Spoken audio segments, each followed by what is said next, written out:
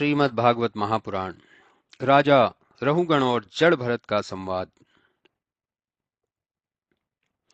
श्री सुखदेव जी बोले, हे राजा परीक्षित, एक समय सिंधु सौवीर देश के राजा रहुगण अध्यात्म की शिक्षा करने के लिए कपिलाश्रम को जा रहे थे।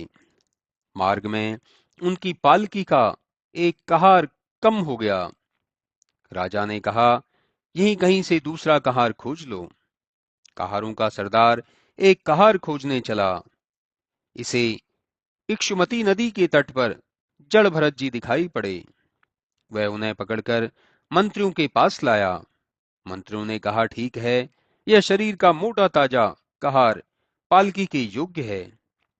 जाओ, इसे पालकी में जोत दो। कहारों ने भरत जी से पालकी उठवाई।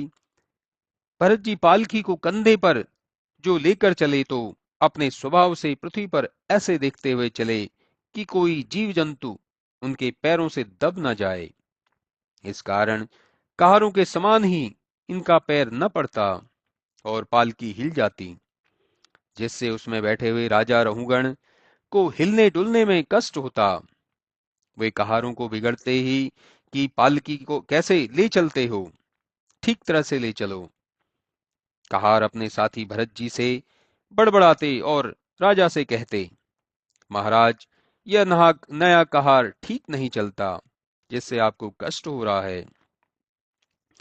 राजा रहुगण ने नए कहार जड़ भरत जी को डांटकर कहा, क्यों जी, बहुत दूर से आ रहे हो, जो तुमको थकान आ गई है क्या? जड़ भरत जी तो अपने स्वभाव से स्थित थे।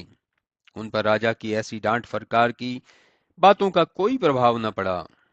वे अपने को ब्रह्मरूप समझते हुए पूर्ववत डगमग चाल से चलते ही रहे। इस पर राजा रहुगण को और क्रोध आया और उन्होंने महात्मा जड़ भरत को न पहचानकर बहुत सी फटकार दी। इस पर भरत जी मुस्कुराकर बोले, वीर रहुगण, तुम्हारा कहना ठीक है, इसमें कोई छल नहीं है। मैं अवश्य ही बहुत दूर से और अनेकों जन्मों से चलता आ रहा हूं और अब इस प्रकार संसार में आकर चलते चलते थक गया हूं। इसी से मेरे पैर पृथ्वी पर ठीक नहीं पड़ते। फिर मेरे मोटेपन और पतलेपन को क्या कहते हो? इसमें तो कुछ विवाद ही नहीं है।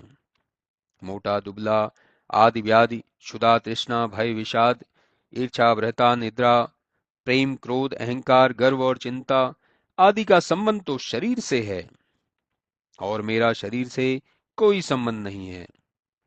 हे राजन, प्रकृति और पुरुष के अतिरिक्त सब कुछ नश्वर है। फिर तुम जो अपने को स्वामी और मुझे सेवक जानते हो, यह कोई स्थिर सिद्धांत नहीं है। अभी तू राजा न रहे तो यह संबंध उलट जाएगा। जैसा मैं हूं वैसा ही तू भी है। इससे अधिक मैं तुझे और क्या समझाऊं? जो तुम क्रुद्ध होकर मुझे डांटते हो और कुवाक्य कहते हो, इसको भी क्या कहूं? मेरी तुम औषधि क्या करोगे? आत्मस्वरूप का भास होने से तो मेरी बुद्धि स्वयं ही ठिकाने लग गई है, जिससे मुझे अब किसी की शिक्षा नहीं चाहिए। मेरी शिक्षा के लिए तो मेरे पिता ने बड़ा प्रयत्न किया था, पर मैं ऐसा ही रहा। श्री सुखदेव जी कहते हैं, हे राजा परीक्षित, जब महात्मा जड़ भरत ने राजा से ऐसी बातें की तो उन पर इसका बड़ा प्रभाव पड़ा।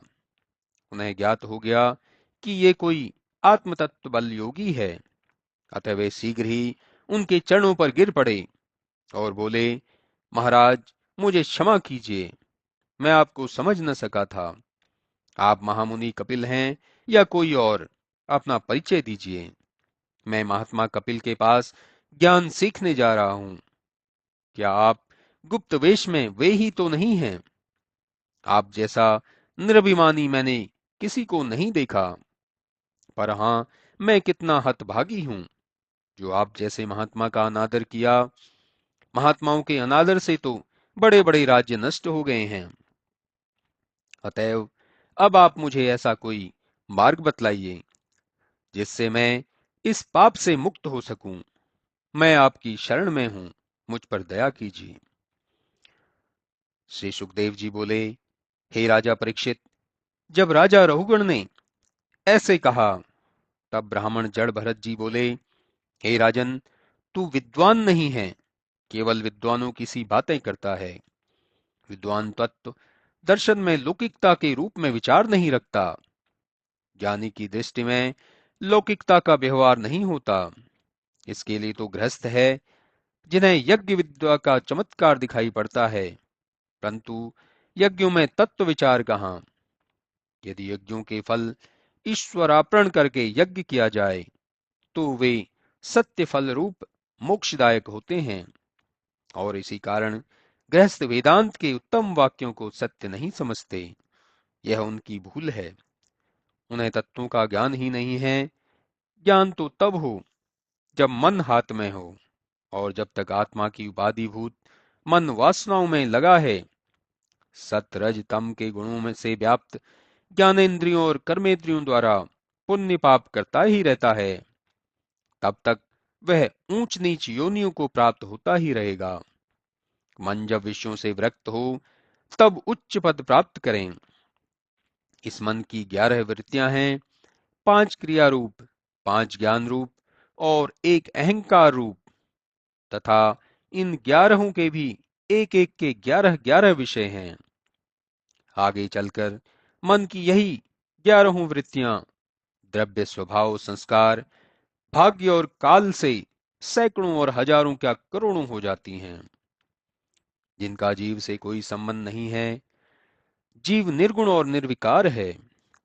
यद्यपि मन और जीव दोनों एक ही माया से रचे हुए हैं, तथापि जीव इनको नहीं उत्पन्न करता, और मन ही सबको उत्पन्न करता है। वही मन जीव की उपाधि लेकर काम क्रोध से आपूर्ण हो शीघ्र शीघ्र अपनी वृत्तियां उठाता रहता है। जागते सोते सभी अवस्था में यह अपना व्यापार किया करता है। सुषुप्ति में भले ही कुछ शांत हो जाता है, परंतु जीवात्मा शुद्ध और वृत्तियों का साक्षी मात्र है। ऐसे ही परमात्मा सर्वव्यापक और आवागमन से रहित है। वह इतना शक्तिशाली है कि बड़े से बड़े ब्रह्मादिकों का स्वामी, सब मनुष्यों का अंतर्यामी, सर्वसामर्थ्यमान और सबका आश्रय है। वही अपनी माया से सब जीवों में नियंता रूप से विद्यमान है। वही इस चराचर जगत का शासनकर्ता सर्वव्यापक भगवान और वासुदेव रूप है। जो ज्ञान से चलता है वह मुक्त हो जाता है, अन्यथा संसार में भ्रमता ही रहता है।